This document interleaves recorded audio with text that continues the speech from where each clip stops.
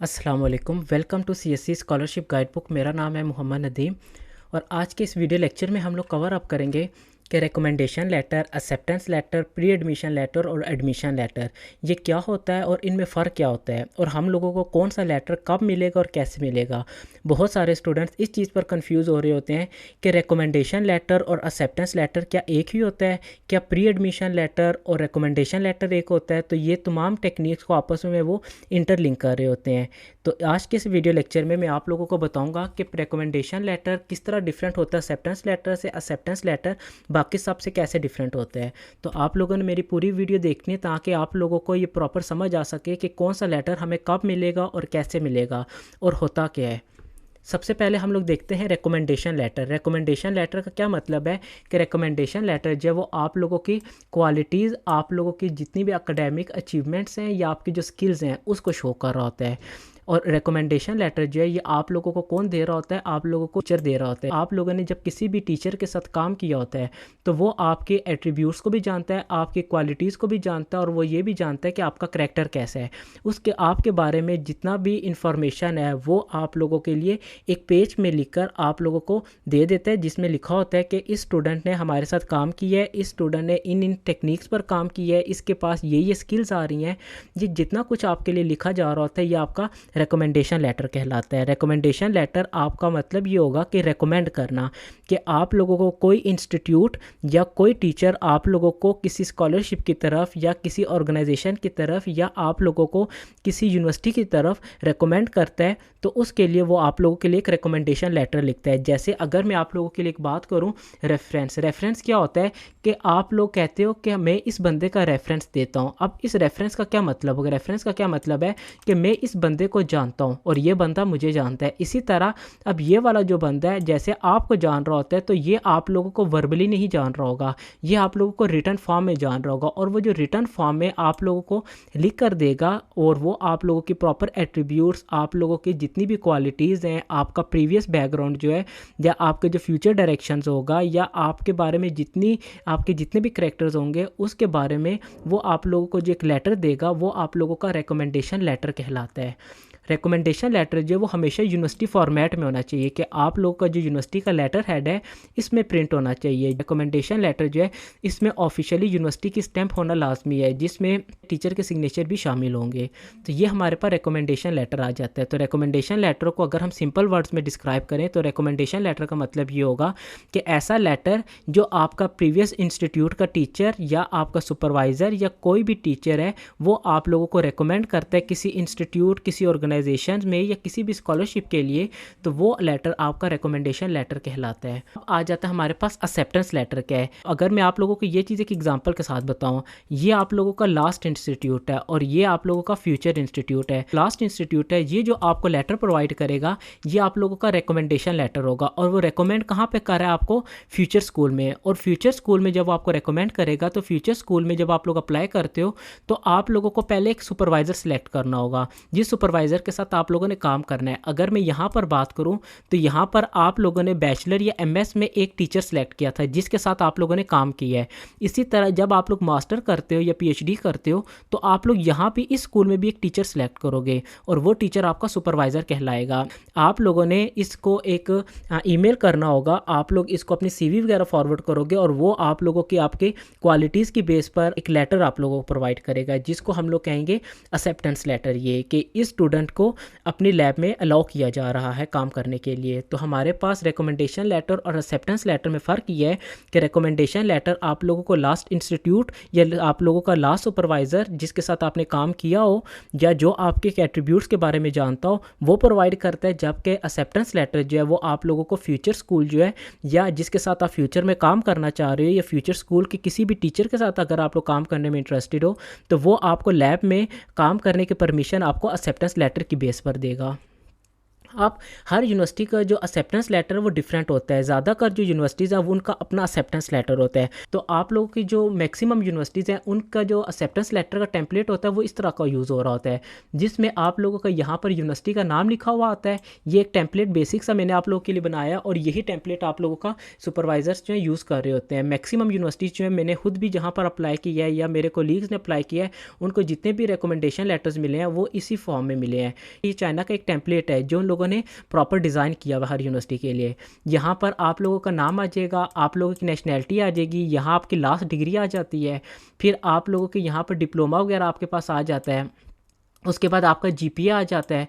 अब यहाँ पर आपके पास आ जाएगा कि किस इंस्टीट्यूट से आप लोगों ने पढ़ा है, आप लोगों का मेजर क्या है, आप लोगों का ईमेल आ जाएगा यहाँ पर। अब इसके बारे में ये सारी जितनी भी इंफॉर्मेशन है वो आपके बारे में आ जाती है। अब यहाँ पर आप लोग अगर बात करें तो ये वाला आपका सुपरवाइज़र का हिस्सा आ जाता है। अब यहाँ पर आप लोगों का आप किस प्रोग्राम के लिए अप्लाई कर रहे हो, आपको एक्सेप्टेंस मास्टर के लिए चाहिए, डॉक्टर के लिए चाहिए, आपकी जो डिग्री होगी वो इंग्लिश में होगी या चाइनीज़ में होगी। ये चीज़ आप लोगों ने बहुत एहतियात के साथ देखनी है कि आप लोगों की डिग्री जो है वो इंग्लिश में या चाइनीज़ में, इन दोनों में से एक को सिलेक्ट करवाना है, दोनों को सिलेक्ट नहीं करवाना। मैंने दोनों सिलेक्ट इसलिए किए हैं कि आप लोगों को पता चल सके कि चाइनीज़ में भी डिग्री हो सकती है और इंग्लिश में भी हो सकती है। लेकिन अगर आप लोगों के लिए इंग्लिश की डिग्री है फिर तो आप लोगों के लिए प्रॉब्लम्स नहीं होंगी, लेकिन अगर चाइनीज़ में आपकी डिग्री होगी तो आप लोग पहले सुपरवाइज़र से HSK के बारे में भी पूछ लें, आप लोगों से कोर्स वर्क के बारे में पूछ लें, रिसर्च वर्क के बारे में पूछ लें, क्योंकि आप लोगों को चाइनीज़ आती नहीं होगी और उस टाइम जब आप लोग लैब में चले जाओगे और वहाँ सब आपको चाइनीज़ स्टूडेंट्स मिलेंगे तो आपके लिए भी प्रॉब्लम होगी, सुपरवाइज़र के लिए भी आपके साथ कम्युनिकेट करना प्रॉब्लम करेगा। तो इसलिए ये चीज़ आप लोगों ने पहले क्लियर करनी है। फिर उसके बाद आपकी स्कॉलरशिप के बारे में इंफॉर्मेशन होगी। ये स्कॉलरशिप के बारे में जो है आपका ISO क्लियर कर रहा होता है, ये आप लोगों का सुपरवाइज़र फिलअप नहीं करता। फिर आपको किस मेजर के लिए वो एक्सेप्ट कर रहा है आप लोगों का वो लिखा जाएगा कि आप लोगों का कौन से डिपार्टमेंट के अप्लाई किया जा रहा है। अब यहाँ पर मैंने एक एग्जांपल दिया है कि कंप्यूटर सॉफ्टवेयर एंड थ्योरी के लिए, फिर आपका ईयर आ जाएगा, यहाँ मंथ आ जाएगा और यहाँ पर आप लोगों का ईयर आ जाएगा कि आप लोगों का कब स्टार्ट होगा, ये स्टार्टिंग मंथ आ गया और ये एंडिंग आ गया कि आपकी जो डिग्री है वो लेट्स सपोज 2023 से लेके 2027 तक है। तो इसके अंदर आप लोगों का लिखेगा सुपरवाइज़र कि आपकी डिग्री कब स्टार्ट होगी और कब एंड होगी। फिर यहाँ सुपरवाइज़र का नाम, सुपरवाइज़र की फैकल्टी आ जाएगी कि वो कौन से डिपार्टमेंट से है, फिर उसका कॉन्टैक्ट नंबर आ जाएगा और उसका यहाँ पर ईमेल आ जाएगा। मोस्टली सुपरवाइज़र जो हैं वो अपना ईमेल प्रोवाइड करते हैं, कॉन्टैक्ट नंबर नहीं प्रोवाइड करते, क्योंकि बहुत सारे स्टूडेंट्स ऐसे करते हैं कि फिर कोई छोटी सी भी प्रॉब्लम आ जाती है वो सुपरवाइज़र को मैसेज करके तंग करने लगते हैं, जिसकी बेस पर सुपरवाइज़र जो है वो कभी भी अपना कॉन्टैक्ट नंबर नहीं दे रहा होता। फिर यहाँ पर हमारे पास आ जाते हैं सुपरवाइज़र के सिग्नेचर, जिस डेट को वो फॉर्म फिल करके आपको भेज रहा है और आप लोगों को फिर ये लेटर जो है वो शेयर कर दिया जाता है। ये हमारे यूनिवर्सिटी का एक प्रॉपर एक्सेप्टेंस लेटर का टेम्पलेट है जो आपके ज़्यादातर यूनिवर्सिटी यूज़ करती हैं, लेकिन बहुत सारी यूनिवर्सिटीज़ ऐसी भी हैं जो कहती हैं कि आप लोगों का जेनेरिक टेम्पलेट भी यूज़ हो सकता है। जब आप लोगों ने खुद टेम्पलेट बनाना है तो सबसे पहले यहाँ स्टार्ट पे आप लोग अपना लोगो लगाएं कि आप लोग का यूनिवर्सिटी का जो लोगो है, उसके बाद फिर फ्रॉम, फिर प्रोफेसर, उस प्रोफेसर का नाम, फिर कॉलेज का नाम, फिर यूनिवर्सिटी का नाम, उसके बाद टू, उसके बाद आप लोगों ने लिखना है आपका क्या नाम है, आपका सब्जेक्ट क्या है। सब्जेक्ट यही है कि हमें एक्सेप्टेंस लेटर चाहिए, तो उसके लिए कन्फर्मेशन ऑफ MS या PhD प्रोग्राम सुपरवाइज़र, फिर मिस्टर, फिर यहाँ पर आपका नाम आ जाएगा। सुपरवाइज़र हमेशा आपको कहता है कि एक्सेप्टेंस लेटर का टेम्पलेट भेजो, मैं सिग्नेचर करके दे दूँ। ऐसा नहीं होता कि सुपरवाइज़र आपको ये कहेगा कि मेरे पास एक्सेप्टेंस लेटर का टेम्पलेट भी है, मैं फिलअप भी करूँगा और शेयर कर दूँगा। कुछ सुपरवाइज़र जो होते हैं वो अपने टेम्पलेट पे शेयर कर देते हैं आपके साथ, लेकिन ज़्यादा का जो सुपरवाइज़र्स है वो कहते हैं कि हमें टेम्पलेट भेजो। तो आप लोगों ने फिर सुपरवाइज़र से पूछना है कि यूनिवर्सिटी टेम्पलेट आपको चाहिए या नॉर्मल टेम्पलेट चाहिए, कि जेनेरिक जो होता है वो चाहिए। लेकिन अगर आपके पास यूनिवर्सिटी टेम्पलेट नहीं है तो आप लोग इस तरह का टेम्पलेट खुद डिज़ाइन कर सकते हो। फिर उसके बाद ये सारी इन्फॉर्मेशन आप लोगों ने लिखनी है, जिसमें मैंने आप लोगों के लिए प्रॉपर इन्फॉर्मेशन लिखी है।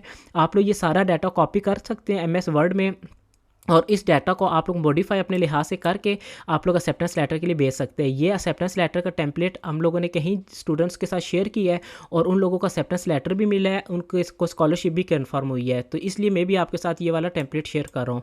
उसके बाद सिंसियरली आ गया यूअर, फिर प्रोफेसर का नाम, और फिर इस तरह आप लोगों ने ये फिलअप कर देना है। तो ये हमारे पास एक जेनेरिक सा टेम्पलेट आ जाता है। इसके बाद नेक्स्ट हमारे पास आ जाता है प्री एडमिशन लेटर। अब प्री एडमिशन लेटर क्या मतलब है? प्री एडमिशन का मतलब ये है कि जब आप लोगों को एक्सेप्टेंस लेटर मिल गया, एक्सेप्टेंस लेटर के बाद आपने क्या किया, यूनिवर्सिटी में अप्लाई कर दिया। अब यूनिवर्सिटी में जब आपने अप्लाई किया तो आप लोगों ने मुख्तलिफ डॉक्यूमेंट्स की बेस पे, एक्सेप्टेंस लेटर की बेस पे किया। उसके बाद यूनिवर्सिटी आप लोगों को एक लेटर प्रोवाइड करती है जिसको बोलते हैं हम प्री एडमिशन लेटर। इस प्री एडमिशन लेटर का मतलब ये होता है कि यूनिवर्सिटी ने आपको एडमिशन दे दी है, यूनिवर्सिटी की तरफ से आपका एडमिशन कन्फर्म हो चुका है। अब इसमें क्या रह जाता है हमारे पास, स्कॉलरशिप। अब स्कॉलरशिप के लिए आप क्या करते हो कि पहले यूनिवर्सिटी आपको अप्रूव करेगी, जब यूनिवर्सिटी अप्रूव कर लेगी तो आपके डॉक्यूमेंट्स जो होते हैं फिर आपके भेज दिए जाते हैं स्कॉलरशिप वालों को। अब स्कॉलरशिप में कौन आ जाता है, आपकी CSE आ जाती है, आपकी शंघाई गवर्नमेंट आ जाती है। इसके अलावा आपके पास जो आपकी जो ऑर्गेनाइजेशंस आ जाती हैं, जो आपकी कंट्री की आपकी स्कॉलरशिप्स है वो आ जाती हैं।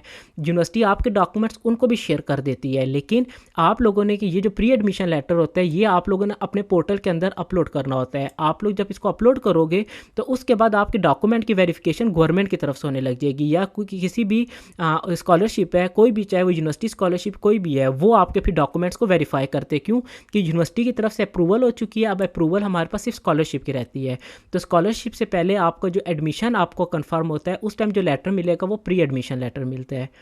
फिर हमारे पास जब प्री एडमिशन लेटर जब आप लोग अपलोड करते हो, डॉक्यूमेंट्स आपके वेरीफाई हो जाते हैं, आपको स्कॉलरशिप भी अलॉट हो जाती है, तो आपको प्रॉपर एक यूनिवर्सिटी की तरफ से लेटर मिलता है जिसको हम कहते हैं एडमिशन लेटर। इस एडमिशन लेटर के अंदर आपके पास स्कॉलरशिप, आप लोगों की स्टडी ड्यूरेशन सारी लिखी जाती है। यहाँ तक लिखा जाता है कि आपकी डिग्री स्टार्ट कब होगी, आपकी डिग्री की एंड कब होगी, आप लोगों को कौन कौन सी सर्विसेज दी जाएंगी, जिसमें सर्विसेज में अगर हम लोग बात करें मेडिकल आ जाता है, इंश्योरेंस आपके पास आ जाती है, फीस आपके पास आ जाती है, स्टाइपेंड आता है। ये सारा कुछ आपका एडमिशन लेटर के ऊपर लिखा होता है और ये आप लोगों का ऑफिशियल लेटर होता है जो आपकी यूनिवर्सिटी की तरफ से और स्कॉलरशिप की तरफ से कंफर्म होता है। तो ये हमारे पास डिफरेंस आ जाता है कि acceptance letter, pre admission letter, admission letter और रिकमेंडेशन लेटर में फ़र्क क्या होता है। होपफुली आप लोगों को मेरी वीडियो समझ आई होगी। अगर आप लोगों को कोई प्रॉब्लम आ रही है तो आप लोग कमेंट सेक्शन में हमसे पूछ सकते हैं। मिलते हैं नेक्स्ट लेक्चर में। आज के लिए इतना ही। अल्लाह हाफिज़।